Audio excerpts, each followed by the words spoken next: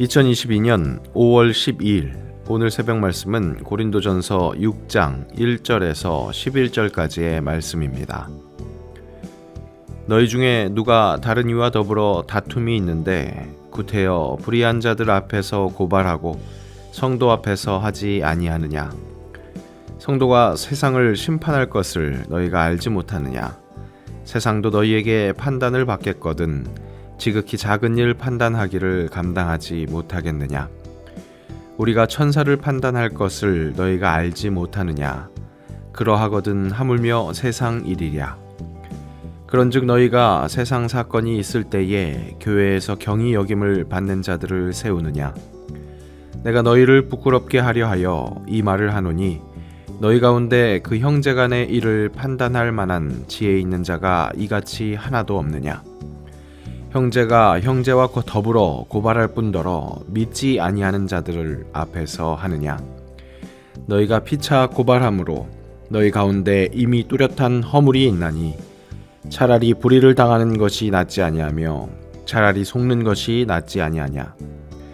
너희는 불의를 행하고 속이는구나. 그는 너희 형제로다. 불의한 자가 하나님의 나라를 유업으로 받지 못할 줄을 알지 못하느냐? 미혹을 받지 말라. 음행하는 자나 우상 숭배하는 자나 간음하는 자나 탐색하는 자나 남색하는 자나 도적이나 탐욕을 부리는 자나 술 취하는 자나 모욕하는 자나 속여 빼앗는 자들은 하나님의 나라를 유업으로 받지 못하리라. 너희 중에 이와 같은 자들이 있더니 주 예수 그리스도의 이름과 우리 하나님의 성령 안에서 씻음과 거룩함과 의롭다 하심을 받았느니라. 내가 살아가는 이유는 주님 때문이라 라는 제목의 찬양이 있습니다. 내가 살아가는 이유는 주님 때문이라. 내가 여기 있는 이유도 주님 때문이라. 주님 언제나 내 안에, 내가 주님 안에 온전히 하나 되어서 주의 형상 되리. 믿음을 가진 이라면 가슴이 뭉클해지는 결단이요. 실제 이 삶의 이유를 잊지 않고 살아갈 수 있기를 바랄 것입니다. 그렇다면 주님 때문에 산다면, 온전히 하나 되어서 주의 형상을 살아가기를 원한다면 과연 그것은 어떻게 살아가는 것일까? 완전한 평화를 누리는 그런 삶, 그의 자연스럽게 따라오는 사랑하는 삶이라고 할 수 있을 것입니다. 하나님이 우리를 사랑하신 것을 닮아 그 형상대로 사랑하는 것. 정리해보자면 내가 살아가는 이유가 주님 때문이라면 내가 살아가는 이유는 사랑하는 것입니다. 우리를 창조하신 하나님의 창조 목적이 사랑하는 데 있다고 할 수 있기 때문입니다. 그렇다면 우리 삶에서 가장 큰 가치를 거기에 두어야 할 것입니다. 사랑하는 것. 무엇이 중한디? 이라고 물어본다면 단연코 사랑하는 것. 그것이 중요하다고 외쳐야 할 것입니다. 사랑하며 함께 어울려 살아가는 것. 고린도전서 13장은 사랑장으로 유명합니다. 시와 같이 그 문체들이 아름답습니다. 하지만 그렇다고 해서 이 사랑장의 메시지가 듣기 좋은 관념적인 풍월이 아닙니다. 은사 문제로 내홍을 겪고 있던 이 고린도 교회에 아주 실제적인 대안으로 더 큰 은사를 사모하라는 그렇게 가르치면서 그 더 큰 은사가 사랑이라고 가르쳐 준 것이었습니다. 사랑하는 것이 문제의 아주 실제적인 해결책이라는 겁니다. 우리 삶의 이유가 사랑이기에 정말 필요한 것은 결국 함께 살아가는 것이라고, 사랑이 없으면 아무것도 아니라고, 아무 유익이 없다고 강한 역설을 풀어낸 것입니다. 오늘 본문에서는 이 교회 공동체 안에서의 분쟁이 결국 해결되지 않을 때 세상 법정으로 가지고 나가서 잘잘못을 따지지 말라고 강변합니다. 정의는 분명히 살아있어야 합니다. 정의가 살아있을 때 모든 이들이 함께 살아갈 수 있습니다. 어찌 보면 사랑의 필수 조건이라고 할 수 있을 것입니다.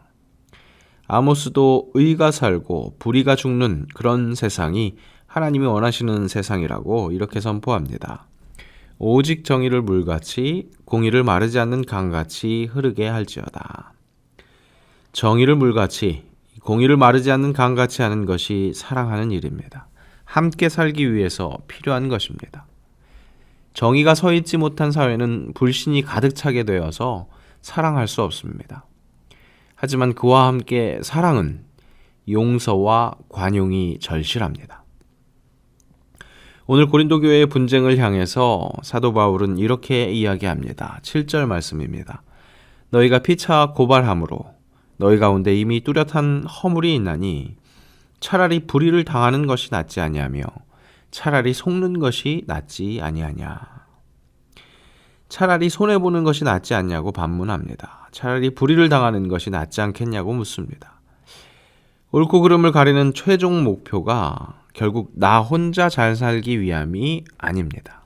우리가 함께 잘 살기 위한 것, 사랑하기 위한 것입니다.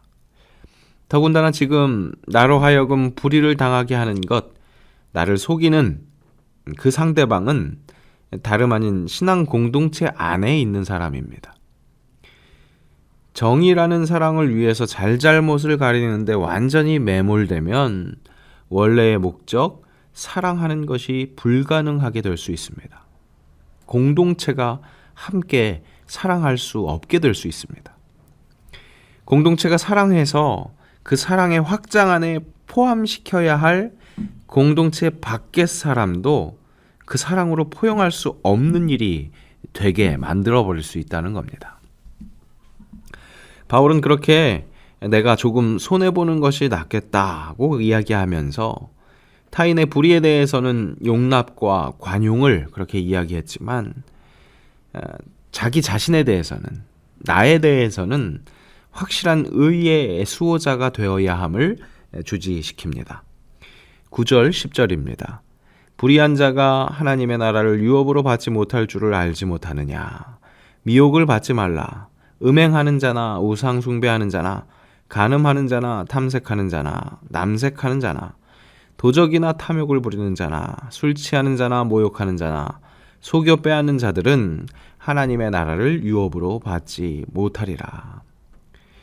맞습니다. 사랑하기 위해서, 다 함께 살기 위해서 남에게는 용서와 관용이 필요하고 나에게는 의를 지키기 위해서 스스로 좀 더 야박해질 필요가 있습니다. 하나님이 그러셨습니다. 사랑이시기에 그 사랑을 표현하기 위해서 독생자를 보내셨습니다. 그는 우리의 화평이셨습니다. 둘로 하나를 만드사 원수된 것 곧 중간에 막힌 담을 자기 육체로 허신 분이었습니다. 하나님께서 그렇게 해서 추구하신 궁극의 가치는 확실한 사랑이었습니다.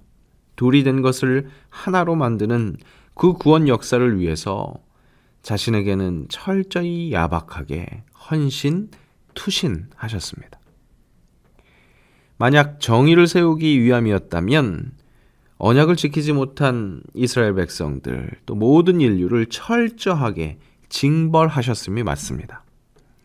하지만 하나님은 분명히 심판하려 하심이 아니라 그로 말미암아 세상이 구원을 받게 하려 하심이었습니다. 함께 하시는 성삼위 하나님처럼 모든 피조물과 함께하기 위해서 인류를 용서하시고 관용하셨습니다. 그런 창조주의, 구속주의, 우리 주님의 최우선 가치를 따라서 의롭게 살아가는 사람의 정체성을 잊지 말아야 하겠습니다.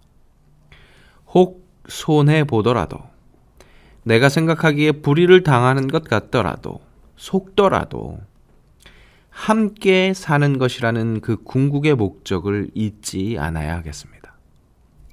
정의, 공정을 위해서 영 사랑하지 못할 정도로 그렇게 싸움으로 말미암아 지옥 같은 세상에서 사는 것보다 사랑이신 하나님과 함께 그 형상되는 것, 그렇게 하나님 나라에서 사는 것, 그게 훨씬 낫지 않겠습니까?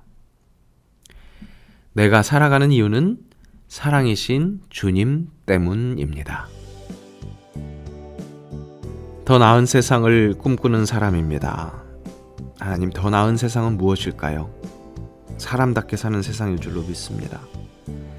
하나님, 사람다운 것은 무엇일까요? 하나님의 형상대로 회복하는 것이라고 믿습니다. 하나님의 형상이 결국 함께 하시는 하나님이셨다는, 사랑의 하나님이셨다는 것 잊지 않게 하셔서 우리가 하는 일의 최종 목표가 함께 살아가는 것, 그렇게 사랑하는 것이라는 것 마음에 새기게 하옵소서. 사랑하기 위해서 정의와 공의를 지켜야 할진데 사랑하기 위함이라는 그 궁극의 가치를 저버릴 만한 일을 하고 있는 것은 아닌지 돌아보게 하옵소서. 오늘 하루 무엇이 나은 것인지 깊이 생각하여 사랑하는 사람이 되게 하옵소서. 예수님의 이름으로 기도합니다. 아멘.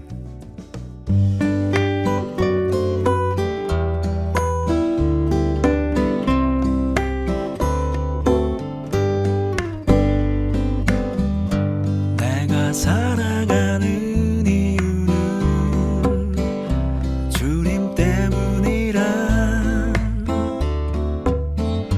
내가 여기 있는 이유도 주님 때문이라. 내가 살아가는 이유는 주님 때문이라. 내가 여기 있는 이유도 주님 때문이라.